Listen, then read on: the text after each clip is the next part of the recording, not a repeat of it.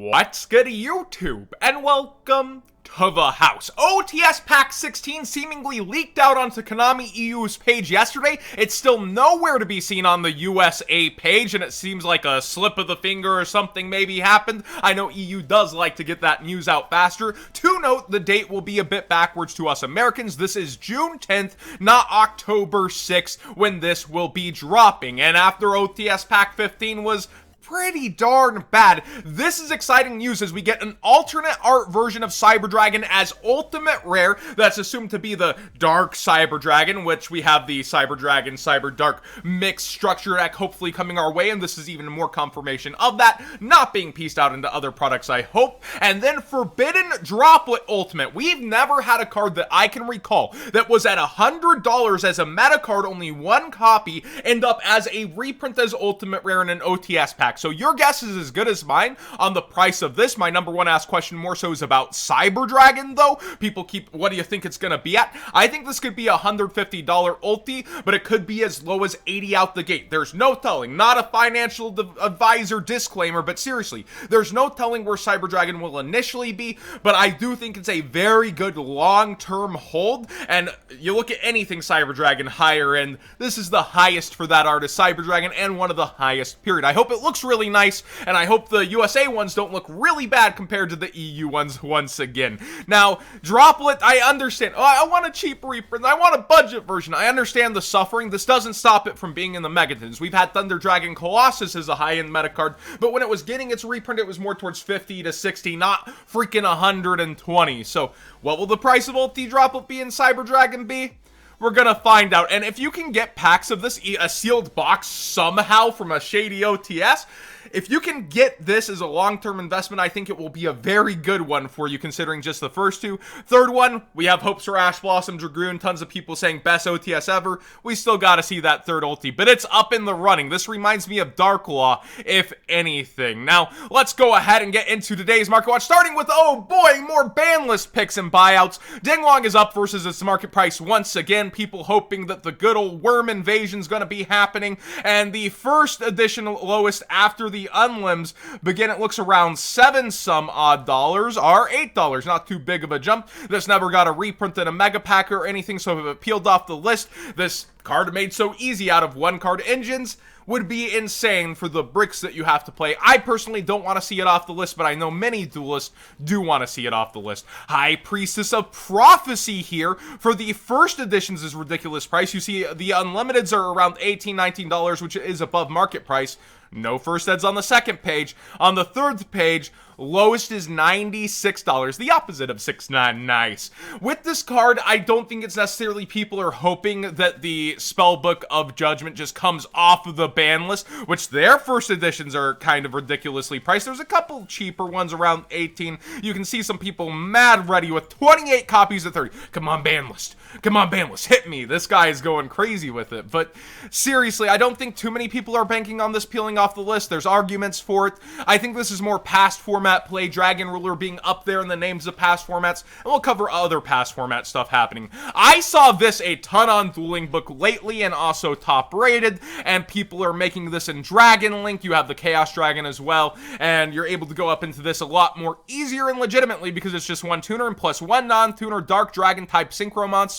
Rise of the Duelist made that a little easier, people figured out. First edition lowest is now around towards 11, while this is in its $60 heyday. It has another version. This is highest rarity. You're down to one page of listings and barely any left for the original version. I wanted to go through a piece of history. Somebody in the streams, Mage Power specifically, noticed Barrel Dragons being bought out, and atop of the Barrel Dragons is this VBS, Valuable Book 5. It's an English front. It's a Japanese back, though, when people are selling this to you, and the lowest here is $42. Almost all Barrel Dragons are up, though.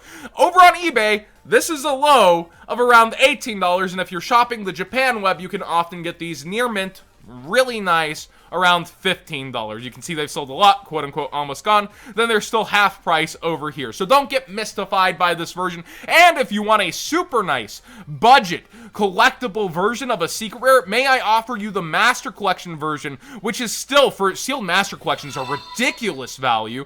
You can actually come in here and let me actually turn off notifications. Robbie's about to start his stream, so I don't want all the crazy donos that are probably going to be happening in his tournament going on. You can check that out after you're done with the video.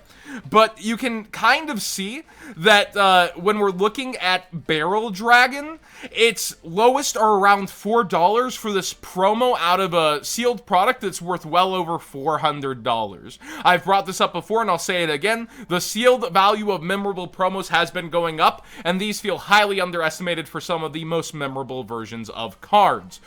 Going into past formats, Wabaku DT is up to $12 with actual sales rates around there. That's kind of wild. I'm not the biggest DT fan, but with Wabaku specifically, this can be argued to be its highest rarity. Its only competition is out of a battle pack. You have a mosaic rare, and I do think the DT is the nicer version.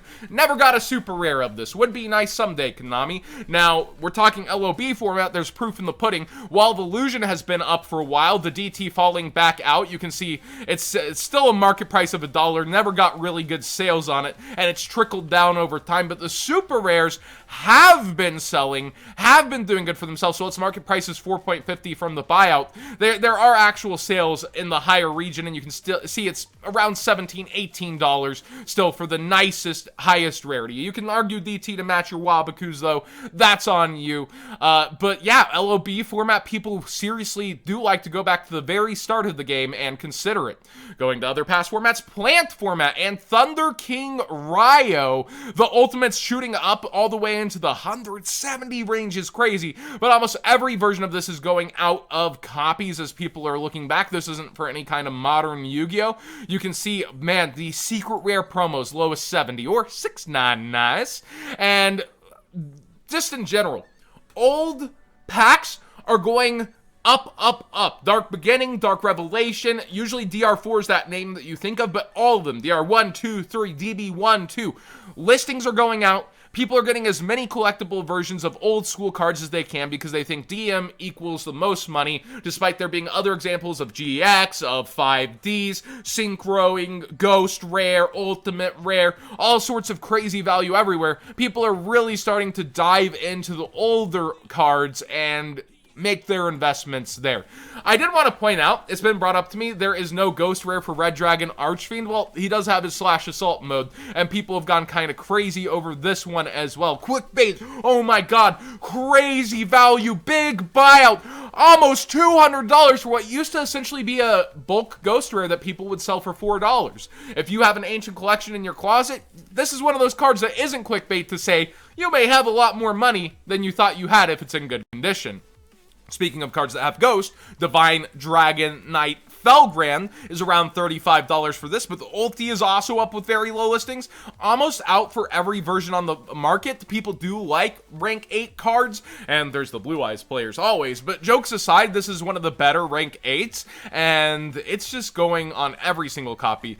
My vendor friend Ethan Schwartzen, who you might know as Saint Maddox from the streams, told me he sold them a Dolce Ultimate Tiramisu for $95 yesterday. I didn't believe him at first. Now, there is a listing that wasn't here yesterday for just $86. Oh, so low. But then you see there's actually just no other first ed ultis. This man's a motivated seller in this range. That's crazy to me. People need their sweets and they're after the Medolces like never before. Pudding Cess is up. So many different Medolces have been getting targeted buyouts, and it's kind of wild. Totally awesome. So this came up in stream and somebody was wondering why the original Inov is down. Well, it has a competition version that used to not be there. While the Megaton reprint was nice and all, the first editions are down versus what they used to be, even with the ice barrier structure and everything, because these used to be the only two options, the Mega Pack version of this. Now you have the Gold Letter Rare, which fell back to $2 and has steadily climbed since and has very few listings, so it's starting to go off the market a little. But between the Mega Pack and this, you just go towards the Inov version because it was only a couple more dollars before, and that's what would constantly drive it off the market to 20, while this would stay at 12. This is still seeming to be around that $12 mark, not not really moving too much. 13, 12, around there, and that's why the originals are cheaper, but it is still a decent time to get them, as the ice barrier structure deck is helping to drive stuff like this off the market. I don't recall if I've actually brought this up on Market Watch, but I brought it up in multiple streams. It's around $28 now for the Egyptian God Slime. I did say that this seemed like a pretty good investment with all the new God support coming, and people have kind of jumped on that a bit. Market price not really climbing up to meet the new price yet. We'll see where it goes from there and how the new King's Court actually comes into play. Will they reprint something like this that soon?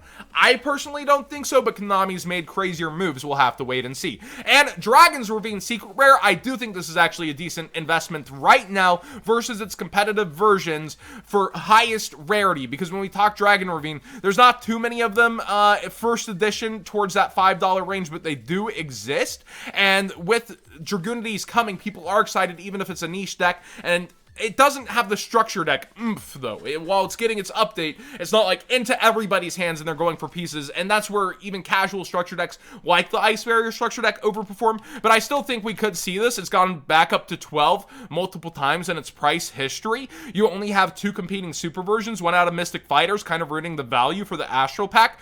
This version looks amazing.